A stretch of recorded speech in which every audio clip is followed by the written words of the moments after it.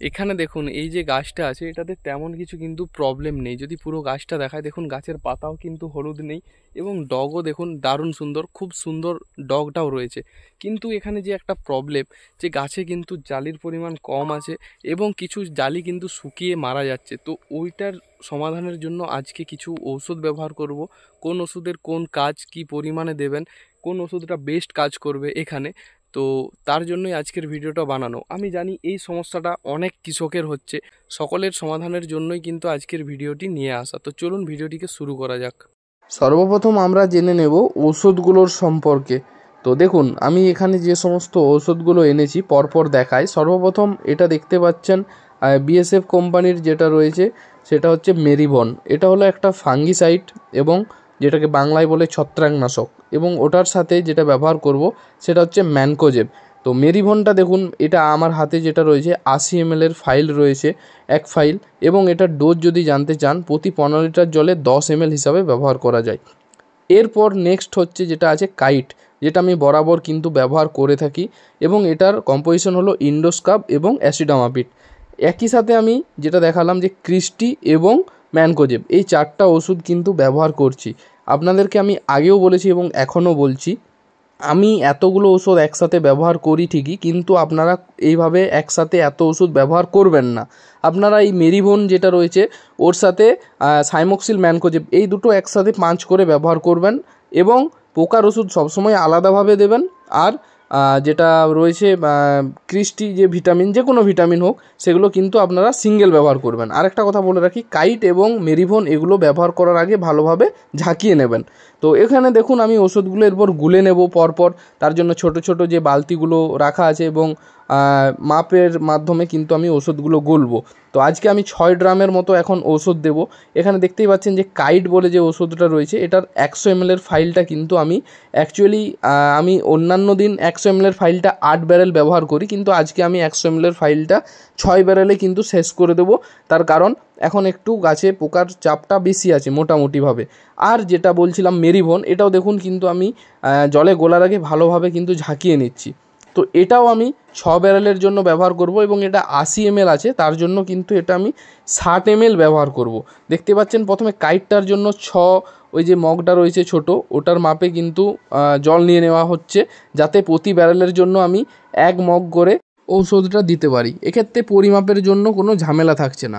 আপনারা আলাদা আলাদাভাবে প্রতি ড্রামের জন্য আলাদা আলাদা করে করতে পারেন, কিন্তু এটা সুবিধা হয় এবং তাড়াতাড়ি হয়, এই কারণে আমি এইভাবে জলের সাথে গুলিয়ে নিই। আর পরিমাপের জন্য একটা নির্দিষ্ট কোনো কিছু রাখলেই হবে, সেটা বাটি হতে পারে, গ্লাস হতে পারে, যে কোনো কিছু। এবারে দেখুন এখানে যেহেতু এই মেরিভনটা 80 ml রয়েছে, যেহেতু আমি এখানে 6 ব্যারেল মানে ওষুধ দেবো, তার জন্য 60 ml লাগবে। বাকি 20 ml কিন্তু আমি রেখে দেবো, এটা পরের দিন ব্যবহার করব। তার জন্য 20 ml আমি প্রথমেই পরিমাপ করে আলাদাভাবে রেখে দিচ্ছি, এবং বাকি 60 ml জলের সাথে ভালোভাবে গুলিয়ে নিচ্ছি। এবং এখানে যে জলটা দেওয়া আছে 6 গ্লাস জলটা দেওয়া আছে, যাতে প্রতি ব্যারেলের জন্য 1 গ্লাস করে জল দিই। একই সাথে যেটা দেখছিলেন সাইমোক্সিল ম্যানকোজেব, যেটা আমি কার্জেট নামে ব্যবহার করছি, এটা মার্কেটে আরও বিভিন্ন নামে পাওয়া যায়। জাস্ট কম্পোজিশনটা এটা হলেই হচ্ছে, সাইমোক্সিল 8% এবং ম্যানকোজেব 64%। তো এটা দেখে আপনারা ব্যবহার করতে পারেন। এটা আমরা এখন প্রতি ড্রামে 25 গ্রাম করে ব্যবহার করছি। যেহেতু আমার 6 ড্রাম, তার জন্য আমি 150 গ্রাম ব্যবহার করছি। প্রথমে 100 গ্রাম দিয়েছিলাম এবং পরবর্তীতে দেখুন এটার অর্ধেকটা ব্যবহার করছি, মানে টোটাল 150 গ্রাম। তো 150 গ্রামের জন্য সেম পদ্ধতিতে এটাও ওই যে গ্লাসটাই করে জল দিচ্ছিলাম, 6 গ্লাস জল দিয়ে দেবো। তাহলে আমার পরিমাপের সুবিধা হবে। প্রতি ব্যারেলের জন্য এক গ্লাস করে জলটা দিতে পারবো, এবং এটা পরিমাপের খুব সুবিধা করে। তো দেখুন এইভাবে কিন্তু 150 গ্রাম ম্যানকোজেব আর তার সাথে এই গ্লাসটার 6 গ্লাস জল নিয়ে নিয়েছি। এবারে আমি দেখাবো যে কিভাবে ওষুধগুলো সব ব্যবহার করছি একই সাথে। তো দেখুন এই যে টোটাল এবারে চার্জার মেশিনে আমি দিয়ে দিচ্ছি। দেখুন যে 1 মগ ছিল, প্রথমে এটা দেওয়া হচ্ছে সাইমোক্সিল ম্যানকোজেব মাপ হিসাবে, এবং সেই সাথে যেটা আমি ব্যবহার করছি সেটা হচ্ছে ক্রিস্টি। তো ক্রিস্টিটা আমি 30 ml করে এখন ব্যবহার করব। দেখুন ক্রিস্টিটাও 30 ml দিয়ে দেওয়া হলো, এবং বাকি থাকছে কাইট। তো কাইটটাও 1 গ্লাস আমি দিয়ে দেবো এই ব্যারেলের মধ্যেই। আর একটা যেটা বাকি থাকছে সেটা হচ্ছে মেরিভন।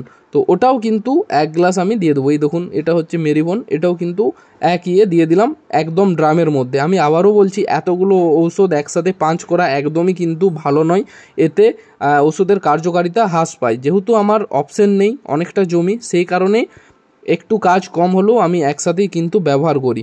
এবারে দেখুন সম্পূর্ণ যে মিশ্রণটা করলাম, তারপর ওটাকে ভালোভাবে স্প্রে করা হচ্ছে। তো এটার কাজগুলো এবার জেনে নিন কি কি কাজ করবে। ছত্রাকনাশকের কাজ আশা করি কাউকে বলতে হবে না। এবং এই যে দেখুন এখানে কিছু কিছু পাতা যেগুলো হলুদ হয়ে যাচ্ছে, এগুলো কিন্তু সব কেটে যাবে এই মেরিভনটা ব্যবহার করার কারণে। একই সাথে ম্যানকোজেব মেশানো আছে, মানে আরও দুর্দান্ত কাজ করবে। এবং যেহেতু এখন ফুল জালি পচে যাচ্ছে, সেই কারণেও মেরিভনটা কিন্তু প্রয়োজন। ফুল জালি ঝরবে না। আর ক্রিস্টি যেটা ব্যবহার করছি, যাতে বেশি পরিমাণে ফুল জালি হয় বা যে শশাগুলো আসছে তার কালার ও সাইজ আকর্ষণীয় করার জন্য ক্রিস্টিটা ব্যবহার করা। এবং কাইটের কাজ তো আমি আগেই বলেছি, এবং এটা বরাবর আমি ব্যবহার করে এসেছি, আপনারা অনেকেই জানেন। তো এই ওষুধগুলো ব্যবহার করলে মোটামুটিভাবে জালি ঝরাটা বন্ধ হবে এবং গাছ সহজে হলুদ হবে না, এবং সাথে সাথে কিন্তু ফলের পরিমাণও বৃদ্ধি পাবে। আজ 50 শতক এই ওষুধগুলোই ব্যবহার করলাম, এবং বাকি 50 শতকও সেম এই ওষুধেই ব্যবহার করব। তো আজকের ভিডিও এটুকুই। ভিডিওটি কেমন লাগলো সকলেই কমেন্ট করে জানান। এখনও যারা আমাদের ইউটিউব চ্যানেলকে সাবস্ক্রাইব করেনি, অবশ্যই সাবস্ক্রাইব করুন, এবং ভিডিওটি শেষ পর্যন্ত দেখার জন্য অসংখ্য ধন্যবাদ সকলকে।